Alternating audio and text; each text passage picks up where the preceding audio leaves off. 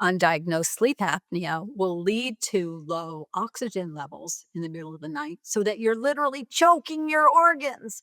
You're choking your heart and your brain and your kidneys and your eyes because they're not getting enough oxygen. And you don't have to snore to have sleep apnea. You don't have to be overweight to have sleep apnea. And in my very educated opinion, no person with high blood pressure or with ADHD should ever be prescribed medication until they've been tested for sleep apnea. It's such a powerful root cause. Welcome, Dr. Campbell. Thank you so much for being here. I'm so excited to talk about your book because I want to hear more about why you chose blood pressure to focus on. But I think it's very rare that enough primary care and family medicine practitioners and even physical therapists who spend a lot of time with their patients, health coaches, midwives, think about cardiovascular disease at the forefront. And yet it's still the number one killer of women. So tell me what inspired you to write the blood pressure blueprint. Yeah, and I would add to that list dentists and eye doctors, right? Because I think that now that I am so aware about the connection between blood pressure and vision and cardiovascular wellness and oral health, those partners have to have cardiovascular wellness on our forefront. So you asked, why did I write this book? And the answer is fairly easy. I wrote it to teach people what I learned on my journey as I tried to solve a mystery. So I had a very dear patient of mine. She was one of my favorites. She was 74 years old. She was spunky. She came to see me on a referral from her daughter, who came to see me because at age 42, she was unable to conceive her second child. And Mhm. so she came to me for fertility issues. We helped her with all of that. She successfully got pregnant and had another child. And she said, "Wow, you're really good with hormones. I think my mom could maybe need a little help with her hormones too." So, because I'm a primary care family physician, now I had a whole family to take care of, right? I had the mom and her husband, I had 2 children, and now I got grandma in my practice too. So it was a delightful experience for me as a primary care provider. And when Dee came to see me, she was taking hormones, but they weren't well balanced. So we helped her fix that.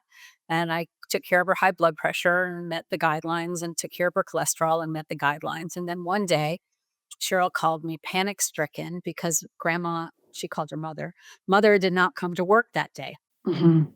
She worked in the family business. And Cheryl drove to her house, peeked in every door and window, knocked on the door, tried to find her mother, who was crumpled on the floor next to her computer in the basement. She had had a massive stroke. She was paralyzed on one side of her body. She was alive, but barely breathing. They called 911. The stretcher came. They took her to our local hospital, which happens to be a stroke center of excellence. So that was really good. She survived that event and she went to the stroke rehab hospital where there were a whole bunch of other stroke patients recovering from their strokes. And I talked to her at that rehab facility, and we were joking that, it's going to take a lot of rehab to fix that arm and leg because you can't really go line dancing if you don't have 2 good legs.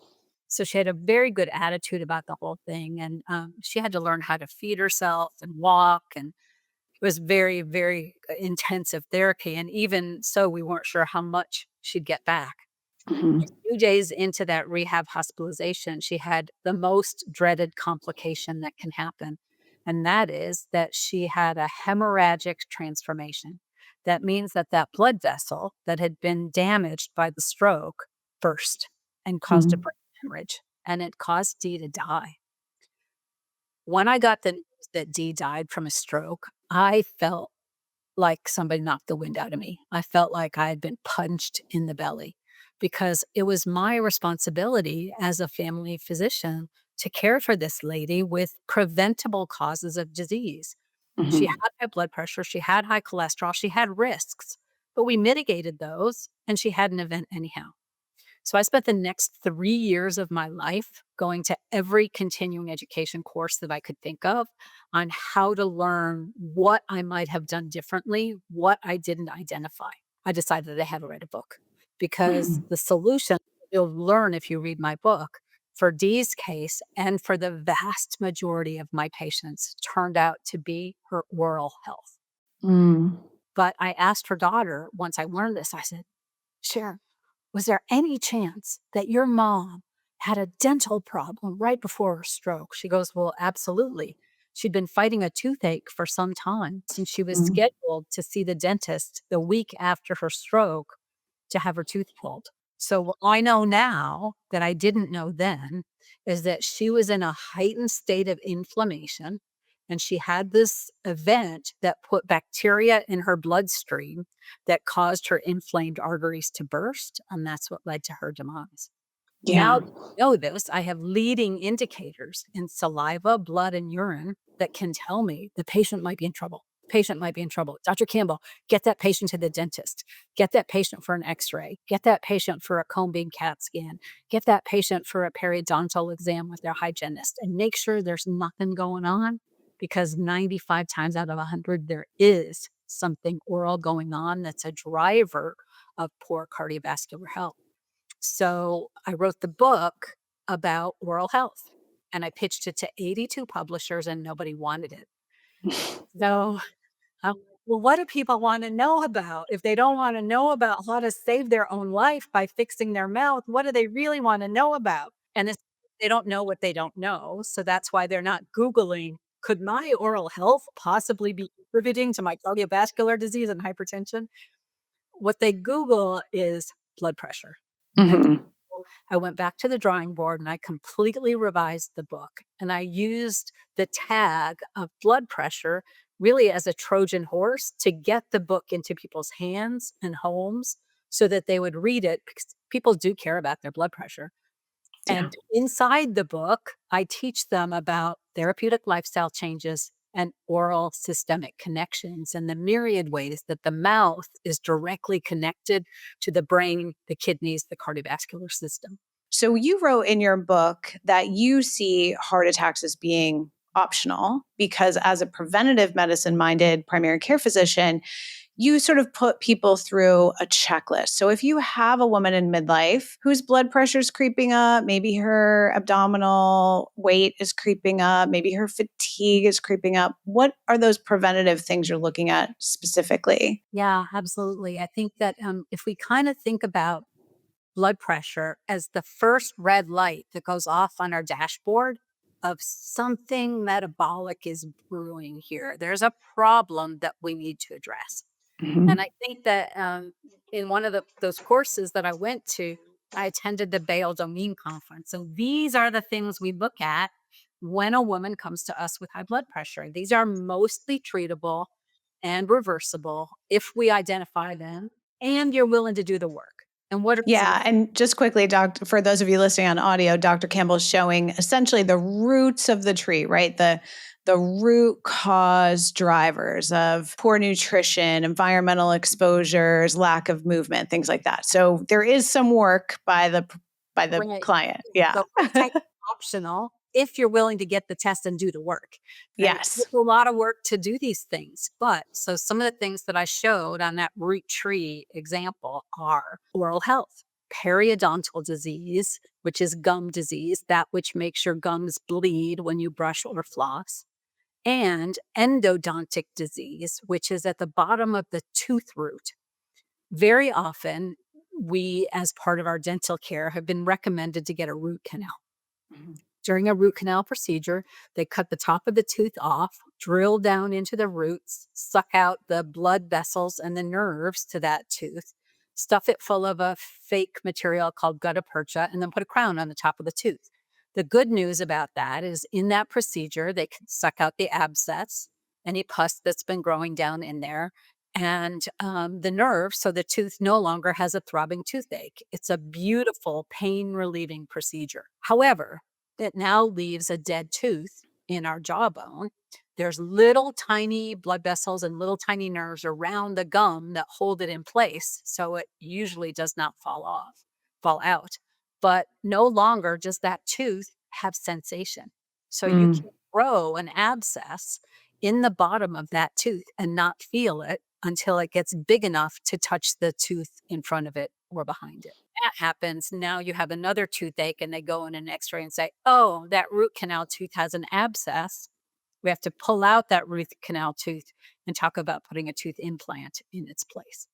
So that's the usual progression of a modern tooth in America today: cavity, crown, root canal, extraction, implant, right? Mhm. Well, all along the way, from the time of the cavity, there are now a hint that we have abnormal bacteria that are living in our mouth. We're supposed to be teeming with bacteria. That's how our mouth stays healthy. That's how we convert nitrate to nitrite and we make nitric oxide, the miracle mouth molecule that won the Nobel Prize.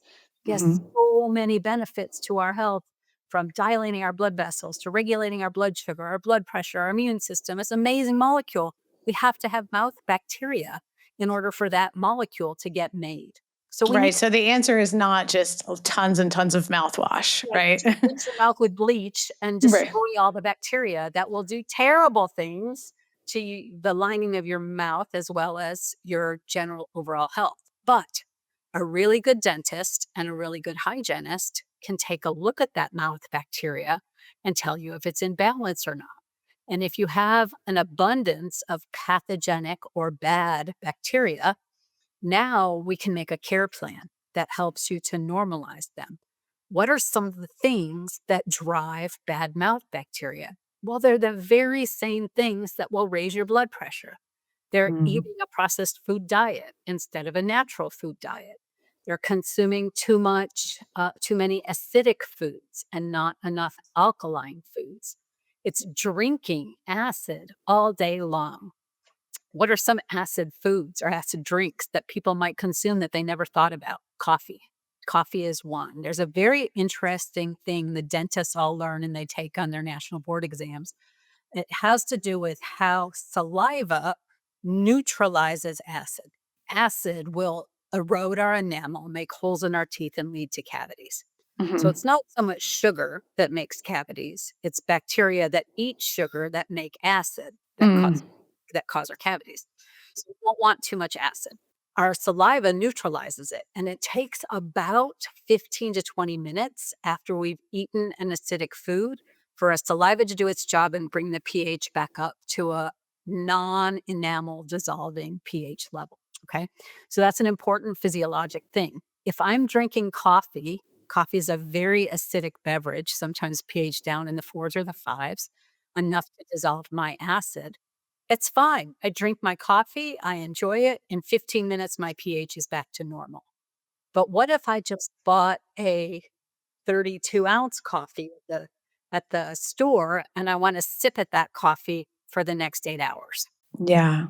And I set it down and I sip and I set it down. I never give my pH enough time to be neutralized. And my mouth is living in an acid environment, increasing the probability that I'll get cavities and forcing the shift of the bacteria from the friendly, healthy kind to the unfriendly kind that can lead to gum disease. Similarly, acid beverages include apple juice for our children who think, oh, I'm giving my kid healthy apple juice instead of soda. It's very acidic. So we can let our kids drink some apple juice now and again, but it has to be drunk all in one sitting, not sipped on in their sippy bottle or sippy cup all day long, changing the pH of their mouth. Energy drinks, very acidic. Mhm. So, of course, sodas, very, very acidic. So we've got to be careful about, not that we can't drink these foods, but we need to be careful about when and how we drink these foods. And Many of us, especially that timing, like drink, stop, and not be drinking it all day long, which I think is a big habit for a lot of people. it is. And another one that we think is good for us that's so healthy is apple cider vinegar, right? Many of us have established a lovely habit of having some apple cider vinegar in the morning. Well, it's vinegar, for crying out loud. It's almost pure acid, right? It Right. will dissolve the enamel of your teeth. But Yeah. if you just sip it all at one time and chase it with a glass of water, you're gonna be fine. But if you put that in a beverage drink and now sip it all day long, you're pretty well guaranteeing poor oral health as a side effect of what you thought was a healthy habit. Right. You're trying to help your digestive pH, and meanwhile, you're raising your mouth pH all day long or lowering your mouth Right. pH all day long. Yeah. So that's one thing that we can talk about. Another thing one of the common root causes that leads to an acidic mouth is mouth breathing. So Mm. if you look around at church next time you go and look how many people, not while they're singing, just while they're listening to the sermon, have Right. their mouths open and their chins down because they cannot breathe through their noses. They're breathing through their mouth. They're drying out their oral cavity. That changes the pH. It makes it more acidic and leads to all those complications. If you're a snorer at night, if you have undiagnosed sleep apnea, you are probably mouth breathing as well for 8 hours throughout the night, leading to an unhealthy oral flora. And furthermore, undiagnosed sleep apnea will lead to low oxygen levels in the middle of the night so that you're literally choking your organs. You're choking your heart and your brain and your kidneys and your eyes because they're not getting enough oxygen. And you don't have to snore to have sleep apnea. You don't have to be overweight to have sleep apnea. And in my very educated opinion, no person with high blood pressure or with ADHD should ever be prescribed medication until they've been tested for sleep apnea because Mm. it's such a powerful root cause. And many of us, as we approach our middle age and we start to lose our menstrual cycles and our hormones go a little bit wonky, we tend to gain weight. And sometimes that 10 pounds difference can make the difference between us having sleep apnea or not. And Mm. so, if we're unlucky enough to gain that 10 or 20 or 30 pounds perimenopausally, now we may have a serious case of sleep apnea that we never had when we were younger. So, we didn't recognize it. But now our blood pressure is creeping up as a result of our sleep apnea, which is a result of our perimenopausal weight gain. Furthermore, the more choked your organs are in the night, the harder it is to lose weight. Yeah. Yeah. Often, you can get somebody treated for sleep apnea short term and they lose weight and then they don't need sleep apnea treatment long term. And, in my practice, we have a lot of people who have long COVID. So they have breathing pattern disorder as well. So are you also recommending things like myofunctional therapy and things like that? Yeah, so CPAP machines are only one of at least 5 different treatments that we have for sleep apnea. So people have come to automatically assume if I have sleep apnea, I need CPAP. And that's not necessarily true. It is probably true for those with severe sleep apnea, with an apnea hypopnea index of 30 or greater.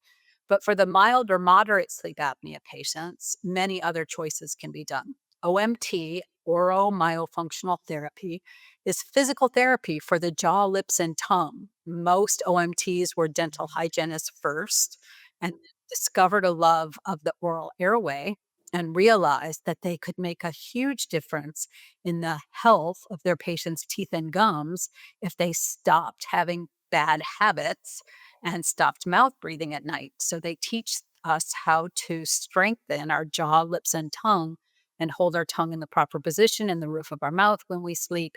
And sometimes OMT can cure sleep apnea. Some Yeah. patients have developed a condition called nasal disuse atrophy. You know, that old adage, use it or lose it? Right, right. Well, it's definitely true of our nasal passages. And if we have become so accustomed because of allergies or sinus polyps or whatever that we stop breathing through our noses and we only breathe through our mouth, our nose forgets to do its job. Its job is to filter the air and humidify it and warm it up before we suck it down into our lungs. And if we don't give our nose that opportunity, it forgets how to do it. So, retraining breathing patterns so that we're using our nose instead of our mouth results in our nose working better. So, how do you retrain your nose? Well, one thing you can do is put a little splint up inside your nose, a little plastic device that holds your nostrils open so they don't collapse while you're breathing in. They sell these over the counter. You can buy them at CVS or Walgreens. They're called Mute, MUTE. They come in small, medium, and large sizes, and they're slightly adjustable. So you can make a small and a half or a medium and a half if you need it. They come with a trial package, so you buy 3 at once, you figure out what size you are, and then going forward, you can buy new ones, and they hold your nose open. Some people benefit also from taping their lips closed at night. Yes, mouth taping is a thing. Mhm. Husband is a mouth breather, and he says, "Mouth taping is a recipe for suffocation. Are you trying to take me out?" Right, right. Nose is so stuffy, his nose has such disuse atrophy, he doesn't know how to breathe through his nose. So for somebody like him, if he were ever to listen to my advice, we would have him tape his mouth for 1 hour during the day while watching TV. Not Start practicing breathing through your nose, little by little by little. Start using the nasal splinting and often position changing. Sometimes people only have sleep apnea when they lie on their back, or they only Mm. have it when they're lying on their left side. And the sleep test can help us identify that. And then we get a position device in their bed so that they don't ever sleep on their back or they don't ever sleep on that side. And we can manipulate their sleeping pattern to enhance a better night's sleep without apneic events. That's wonderful. And I think a really important things for the physical and occupational therapists in our community to be thinking about, posture, splinting, sleeping posture, nasal posture, tongue posture, jaw posture, breathing patterns. There's even a deep connection between, especially left nostril breathing and nervous system regulation. So we know in women, women tend to have different kinds of cardiovascular events than men. Men have more of the plaque buildup, whereas women have more vascular spasm and arrhythmia related cardiovascular events. So let's talk about some of the differences between the symptoms of a cardiovascular event for women. Yeah, I think that's really important to know. And you touched on something else too, which is COVID, right? Long COVID Mhm. has really changed the face of what cardiovascular disease looks like. But for women, we generally speaking have smaller bodies than men. Mhm. Always exceptions to every rule, but in general, our arteries are smaller than men.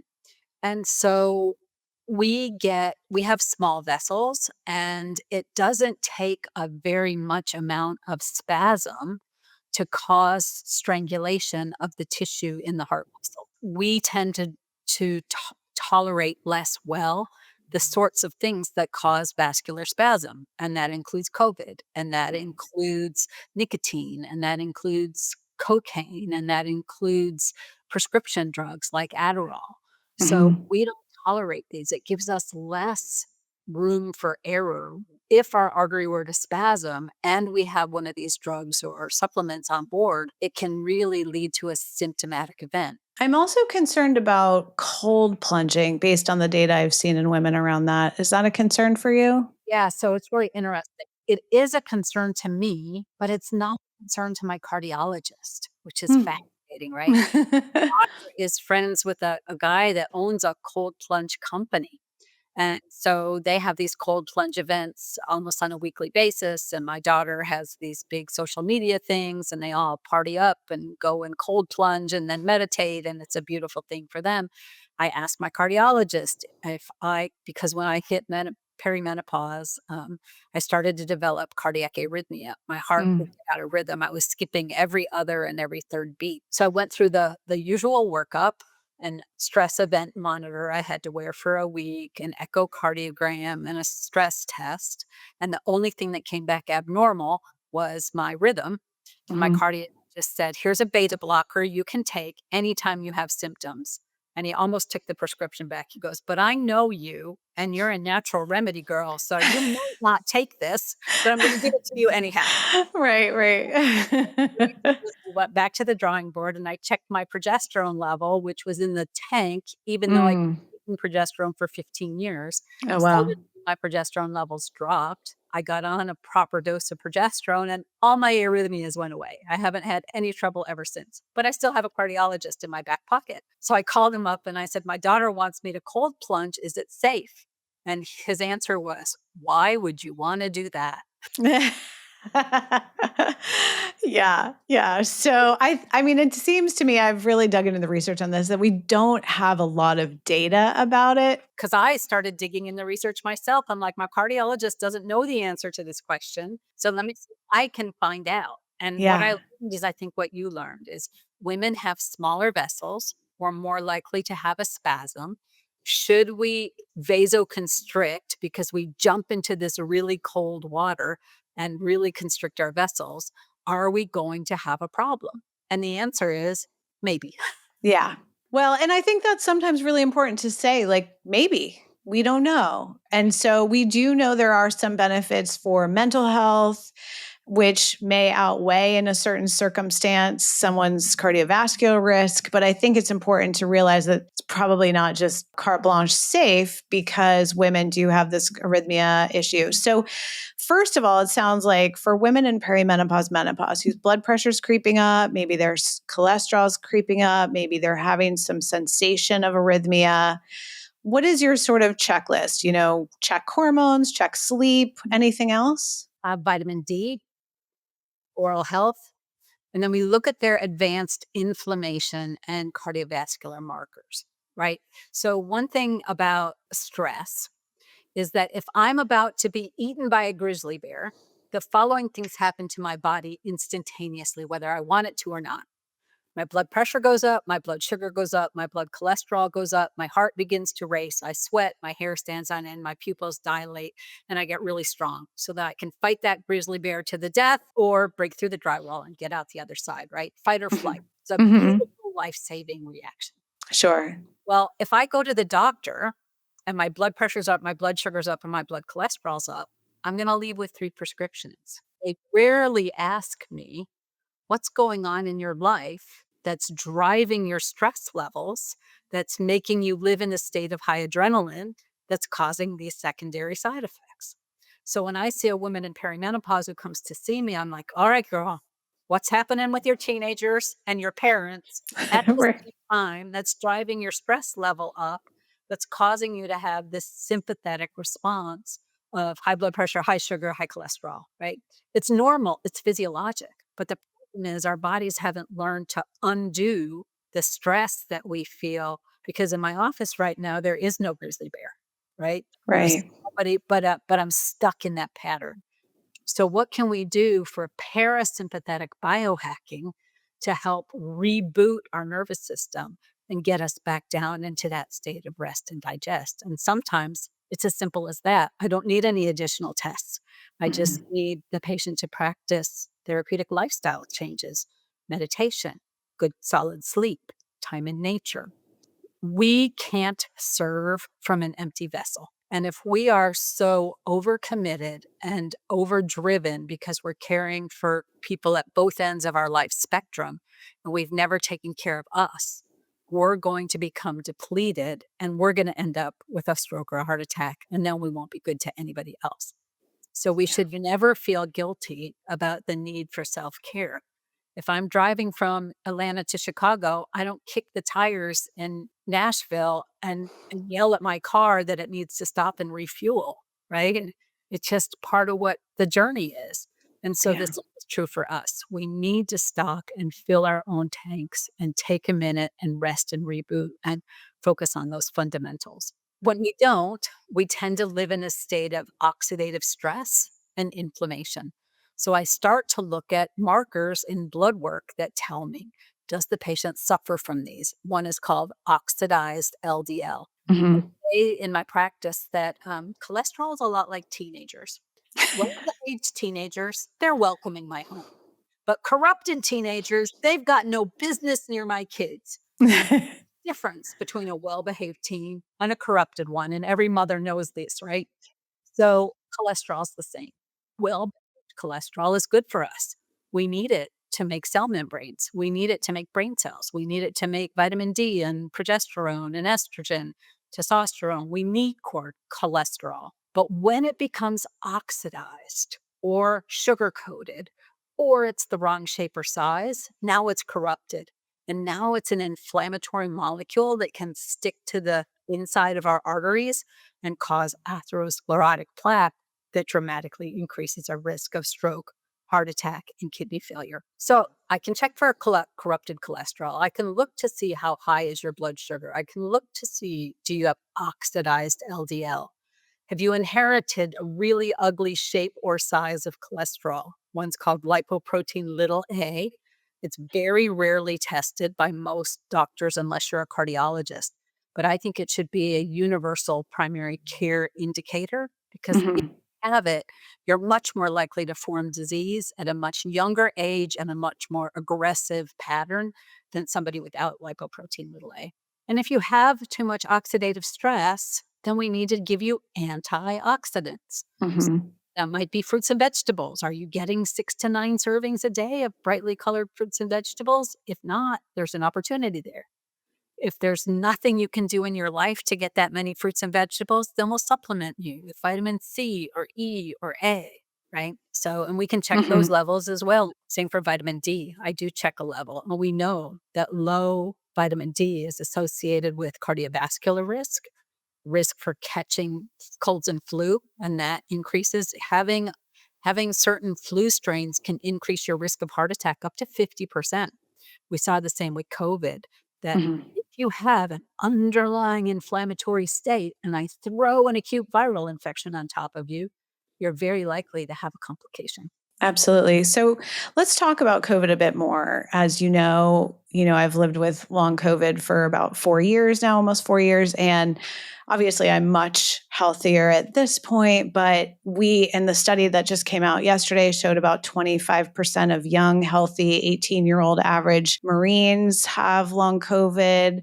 So this is not just a disease of people that have, I was in very, very good health in my 40s. I was very active and fit when I got COVID. So do we know more, or what have you seen in the research about how COVID impacts cardiovascular disease? And what are some of the mitigations that you recommend to your patients? Yeah. So I think that we absolutely see a difference. COVID first really got into our country in December of 19, January of 20. Those are Mhm. months, and those are when historically our vitamin D levels are the lowest. We know that having low vitamin D increases our risk of catching those viruses rather than letting them run off our system like Teflon. So I think that we're seeing a little bit of correlation here in my practice. People that are adequately have adequate vitamin D have less long COVID symptoms than people who don't. Once you've contracted COVID or you've had COVID vaccines, and there does seem to be a correlation with the more COVID vaccines you've had, the more likely you are to suffer from long COVID type symptoms. We think that it's in part the spike protein that binds to our cell receptors. And when it does so, it makes our blood sticky and more likely to clot. And it makes our heart muscle much more irritable. So we see a lot more arrhythmia, especially atrial fibrillation. Record numbers. I've never seen this much atrial fibrillation in my entire health history, medical history before COVID. So much atrial fibrillation. But I also think that it unmasks what many of us had that wasn't symptomatic until COVID came along. I think if you have low levels of zinc, you may be more susceptible to infection and arrhythmia. If you have low levels of magnesium, I think if you are have infections with Lyme disease or with Epstein-Barr virus, those can live very quietly, very stealthily inside your system, and you peacefully coexist until somebody pokes the bear. And then Mhm. all of a sudden, those infections come back up and they're full force again. And now you're dealing with Epstein-Barr. It feels like you have mono, like you did when you were in college. I had not been this tired since I had mono in college. Well, guess what? You essentially have mono again. Now we call it long COVID Epstein-Barr reactivation. So, COVID, I think, will unmask some of that because it just saps our immune system.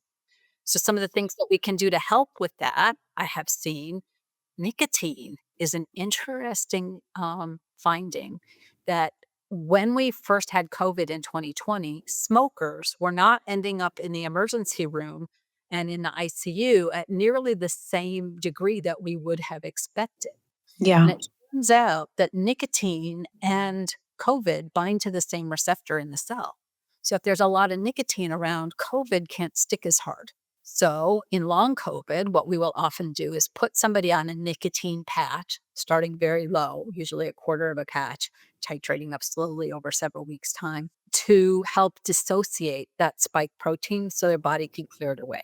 I also like to use a lot of homeopathic drainage remedies to help people's lymph system move. And I encourage them to do things like bouncing on a rebounder and dry skin brushing to help move their lymph so that their white blood cells don't get stuck and stagnate. They move around their body and let our body do what it's supposed to do, which is help clear out this protein once it's unstuck from the cell membranes. One of the clotting aspects that we see is we see a lot of microclots. So they're not much bigger than a red blood cell, these little tiny clots, but they can stick in the tiniest nooks and crannies of our arteries. And when that happens, our cells can't make as much cellular energy as they used to because they're just not getting the circulation. So we need blood thinners, but traditional blood thinners, they don't seem to work very well. But ancient blood thinners, things like nattokinase and bromelain. This is pineapple enzyme and the enzyme that you get from fermented soybeans. These seem to work really well together to help thin the blood just a little bit and improve circulation, helping people overcome some of those symptoms of lung fatigue, the breathlessness, the brain fog by improving circulation to their tiny organs. Yeah, I mean, we use some similar things. I've seen very mixed results with the nicotine patching, some real like success stories, some people feeling a lot worse. I do think there's a huge place for the microclotting. And then the other thing that we're seeing is the combination, which I think may have a lot to do with the underlying viral and other chronic infections that you were talking about, the Epstein-Barr, the Lyme, this cluster of hypermobility, endometriosis, MCAS, MECFS, and dysautonomia. I think that cluster in a lot of people who had very, very mild symptoms, maybe they were a little bit of a fainty kid, or maybe they were mildly hypermobile, or they had endometriosis, but it was well controlled. In fact, one of the most common symptoms of COVID I'm seeing now, and sometimes the only symptom in some of my younger population, is an endometriosis flare because of that kind of bomb of inflammation. They don't really get the much cough, cold. They might get that a little after, but the key signal is actually an endo flare. So I think there's definitely something about a genetic. There's not a lot of this in the literature yet, but I think it's coming down the pike in terms of who might be most at risk. Although I've also seen in the last 6 months or so many more like teenage boys who are really, really struggling with the fatigue of long COVID. So it could be just the case that the girls have already fallen into the chronic illness situation with those who are going to get it already had endo or something like that, you know?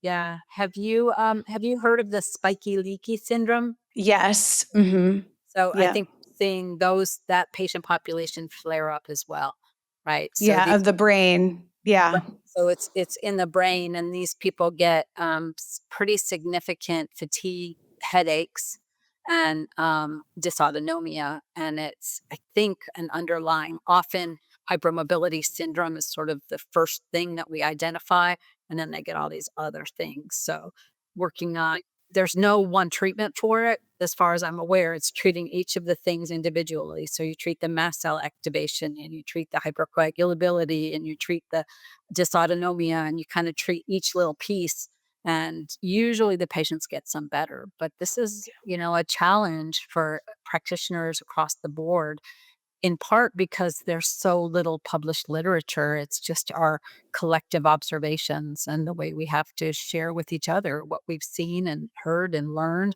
um, and Yeah. get information and crowdsourcing from the patients, right? The patient, Yeah. that's what worked. Absolutely. So I would imagine that, like me, you're probably a big proponent of mask wearing. Any other mitigation? Since I agree with you, vaccines are very limited in their perspective and in their helpfulness, and they may actually make things worse in certain populations. So we're still in this ongoing pandemic. I mean, COVID flares roughly every 3 to 6 months in terms of case numbers. Other than masking, anything else that you're using with your Actually, clients? not a big fan of masking. I have Interesting. Why? who's in the paper industry. He made masks for many years, and he said masks never are and never were intended to prevent viruses. Hmm. Too small, they're about 1/10 of the pore size of the average mask, and viruses will penetrate through the mask. So Interesting.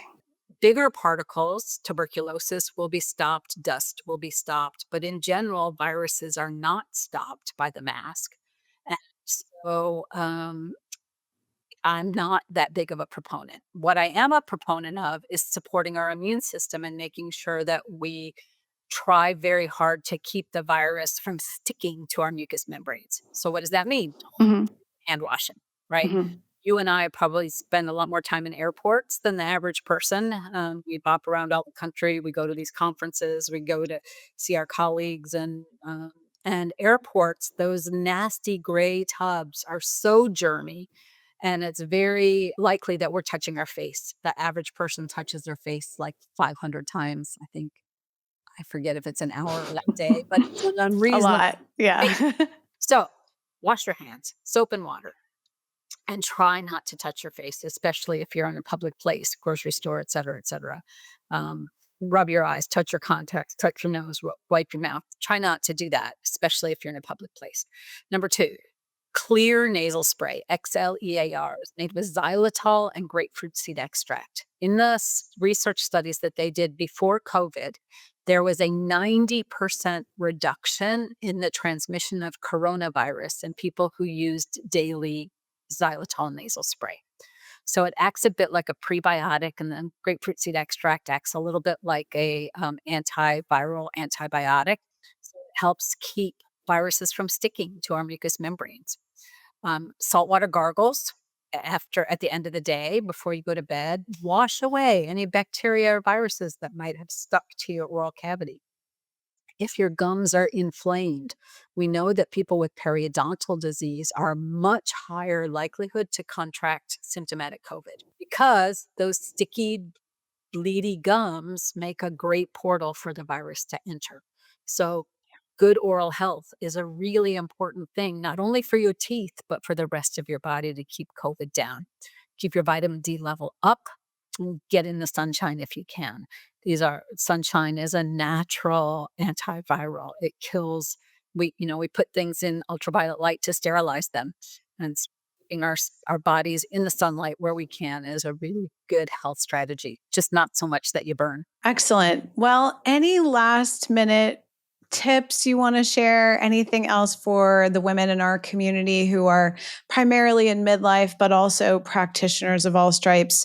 Any number one thing you think we should be screening for? Anything else like that? Well, I really do. I think that, first of all, cardiovascular disease is the number one killer of men and women. In October, especially, we all worry about our breast health because October is Breast Cancer Awareness Month, but 10 times more women die from cardiovascular disease than die from breast disease. So we want to make sure that it's very high on our radar. And that means pretty much every practitioner should be measuring blood pressure as a public health service to all of our patients to bring it to our collective consciousness that it's an important marker, the first red light on the dashboard that something is amiss. The Yeah. newest guidelines tell us that normal blood pressure is 119 over 79 or less, and 120/80 is elevated blood pressure. 30/80 is now diagnosable hypertension. So we've dropped the guidelines. So we have to have an even greater understanding and appreciation for what hypertension is. And practitioners need to be much more aggressive about inertia because the average patient will come to their doctor 7 times with elevated blood pressure before we make a therapeutic intervention. Wow. So if we use the nomenclature, my maximum acceptable blood pressure is 130 over 80. That's my maximum acceptable. If I go to the doctor with a 132 over 84, that's not good enough. That's tension. That needs to be treated. Does it need more drugs? Maybe not. Maybe it needs magnesium. Maybe it needs zinc. Maybe it needs vitamin D. Maybe it needs a good night's sleep. Maybe it needs penetration. Maybe it needs a trip to the dentist to treat your periodontal disease. So, Mhm. but it needs attention and it needs to be treated and it needs to be aggressively monitored both at home and at the doctor's office because heart attacks are optional, strokes are stoppable, and dialysis is not your destiny if you're willing to get the tests and do the work. Thank you, Dr. Campbell. I love that. And, all of us can be screening for blood pressure. Number one killer of women in postpartum. We can be screening for it through their entire lives, midlife, younger, older. And I think your book is really, really important, even if you had to go through a little bit of a backdoor way to get this information out there. It's really important information. So thank you so much for being here. You're welcome. Thank you for having me.